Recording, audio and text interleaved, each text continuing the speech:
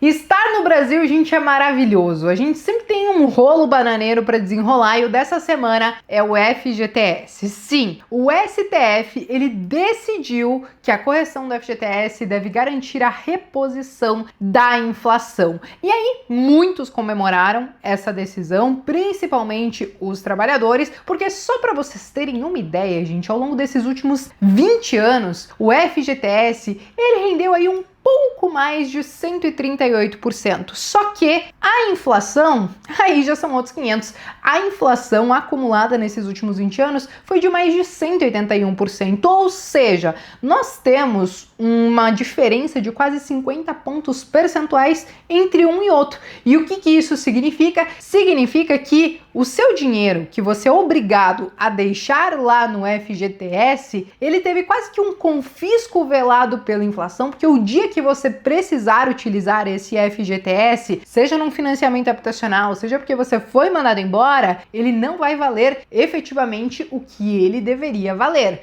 Mas as coisas estão prestes a mudar, porque nós tivemos essa decisão do STF. E aí eu quero trazer as principais mudanças, alguns pontos aí de ponderação, né? Porque pode acabar impactando um outro lado que talvez alguns não estão notando, mas também quero responder as principais dúvidas a respeito desse tema. Então antes, é claro que eu faço convite para você deixar o seu like, se inscrever aqui no canal e clicar no sininho, porque tem conteúdo novo toda semana. E claro, fiquem à vontade para deixar a opinião de vocês nos comentários. Claro que eu sempre peço um pouco de cordialidade entre vocês, ainda que eu sei que às vezes vocês acabam aí perdendo a linha. Mas vamos lá, né, gente? Basicamente, o FGTS até então, ele é corrigido por 3% mais TR, mais distribuição de lucro. Tem funcionado assim há muitos anos, e a distribuição de lucro desde 2016, 2017 que ela começou a acontecer, porque sempre teve essa polêmica justamente de que o FGTS não consegue bater a inflação, e como eu mostrei para vocês em uma janela maior, não bate nem a inflação e nem a poupança, e aí por isso que a gente diz que isso é um confisco velado, porque geralmente você tem o Estado gastando muito, você tem políticas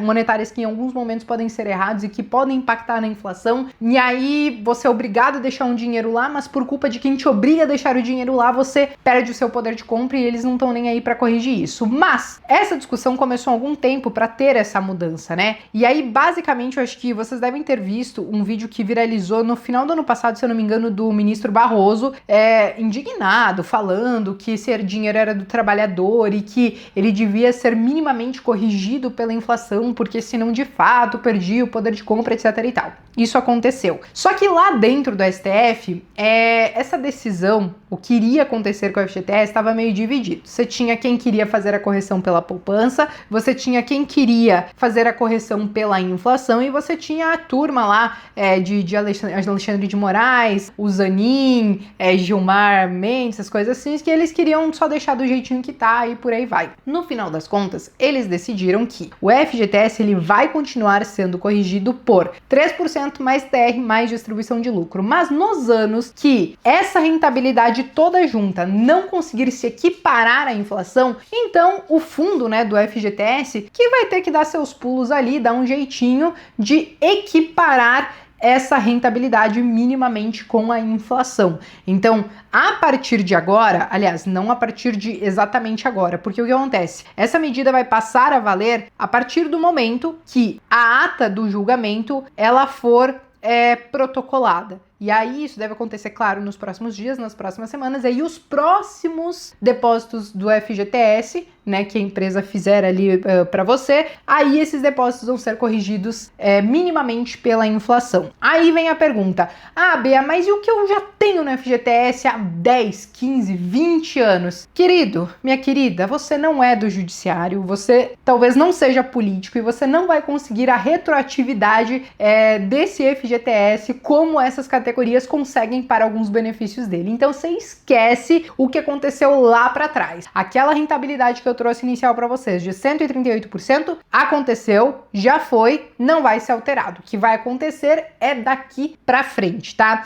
E o porquê que essa medida ela estava gerando muita polêmica, né, gente? Basicamente porque o governo atual, ele não queria essa troca. Ele não queria mexer no FGTS do jeito que ele tá. Porque o FGTS, ele financia vários programas, principalmente, por exemplo, o de financiamento habitacional, que para quem me acompanha há mais tempo sabe que eu trabalhei um tempo na Caixa, inclusive no financiamento habitacional. E aí o que acontece? Ele praticamente te paga nada para você ser obrigado a deixar o dinheiro ali no FGTS, mas ele pega esse dinheiro e empresta com juros, né, mais altos e tudo mais. E aí ele faz ali a rentabilidade dele para financiar este e alguns outros programas. A partir do momento que a gente minimamente vai equiparar esse dinheiro pela inflação, isso pode ter um impacto, por exemplo, no financiamento habitacional. Esse foi um argumento do governo do porquê ele não queria que essa medida fosse alterada, porque você vai diminuir a rentabilidade deles, porque hoje eles te pagavam nada para poder emprestar com juros que talvez eram o dobro disso, né, ou algo muito próximo disso, e aí vai ficar mais caro essa conta para eles. Então isso pode acabar onerando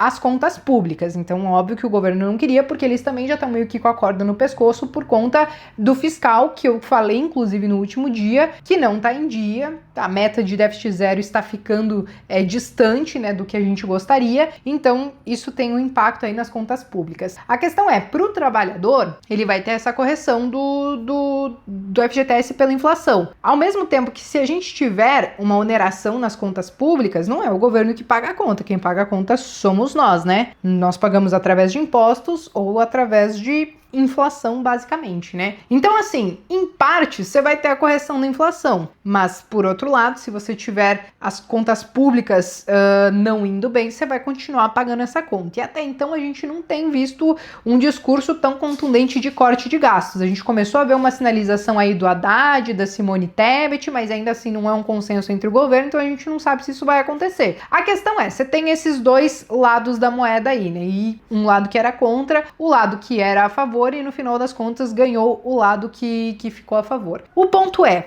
a pergunta que fica, né? Beleza, ele vai ser corrigido minimamente pela inflação, mas isso de fato é bom? Porque nos últimos anos o FGTS ele rendeu muito mais. E aí o que acontece? Ele vai ser minimamente corrigido pela inflação. Porque quando acontecer talvez de 3% mais TR, mais distribuição de lucros, né, ficar acima da inflação, o FGTS pode ter uma rentabilidade então acima da inflação. Se eles vão querer de fato entregar essa rentabilidade maior, aí já são outros 500. Talvez a distribuição de lucro possa ser um pouco menor para meio que equiparar ali a inflação e eles, né, não saírem perdendo no meio dessa também. E eu digo isso porque muitos começaram a olhar esses últimos anos, porque como eu falei para vocês, quando a gente olha no longo prazo, o FGTS não cobre poupança, não cobre a inflação. Mas nos últimos 3 anos, como vocês podem ver nessa imagem aqui, em 2020, por exemplo, o FGTS, ele superou aí os 4,92, que ficou acima do IPCA, que ficou acima da Selic, que ficou inclusive acima da poupança. Mas aquilo ali era um momento atípico, né, de pandemia, onde a gente marretou taxa Selic para baixo. Falamos na época, inclusive em vídeo aqui no canal, falando, olha, isso aqui pode dar problema, meus caros, de inflação lá na frente. Aí, dito e feito, vejam 2021, tivemos um efeito rebote. Taxa de juros rapidamente teve que ir para 9,25, porque a inflação explodiu acima de 10%. E aí, nesse caso aqui, o FGTS rendeu menos do que a inflação. Então, se ela tivesse que ser corrigida, você ganharia aí quase 5 pontos percentuais a mais do que foi lá em 2021. Aí veio 2022 e o FGTS ele rendeu mais do que o IPCA, rendeu menos do que a Selic e rendeu algo muito próximo que a poupança. Então, assim, a rentabilidade do FGTS ela pode variar dependendo do cenário econômico, mas ao meu ver a decisão é acertada ao corrigir minimamente pela inflação, para a gente não ter justamente o que a gente chama de confisco velado, que é você perder o seu poder de compra sem ver. Só quando você tiver acesso a esse dinheiro, você vai descobrir que ele não compra o que você gostaria que efetivamente ele comprasse. Então, ao meu ver, essa decisão ela é acertada, mas poderemos sim, talvez, ter alguns impactos, como eu falei para vocês, em financiamento habitacional, em alguns outros programas. Então, o governo vai ter que se ajustar para tentar fazer essa conta fechar ali no final, mas esses efeitos nós vamos ver, então, daqui para frente. A questão é, do jeito que estava, óbvio que estava sendo muito mais vantajoso para o governo em si do que para o próprio trabalhador. E aí parecia algo muito injusto, já que o trabalhador ele é obrigado a deixar aquele dinheiro lá, né? Não foi ele que escolheu, ele é obrigado a deixar o dinheiro lá e ainda não tinha uma rentabilidade esperada. Mas basicamente, gente, são essas então as principais atualizações sobre a questão do FGTS. Eu queria trazer o que aconteceu, como aconteceu, até mesmo para a gente analisar os possíveis impactos, mas saiba então que a partir dos próximos dias e dos próximos depósitos do FGTS, ele já vai ter ali uma rentabilidade minimamente diferente, pelo menos pela inflação. Mas agora eu quero saber de vocês. O que vocês acharam dessa medida? Foi acertada? Não foi acertada? Ficou alguma ponta solta aí que talvez a gente não tenha percebido? Coloque aqui nos comentários que eu quero saber. Eu me despeço por aqui, mas vejo vocês então no próximo vídeo.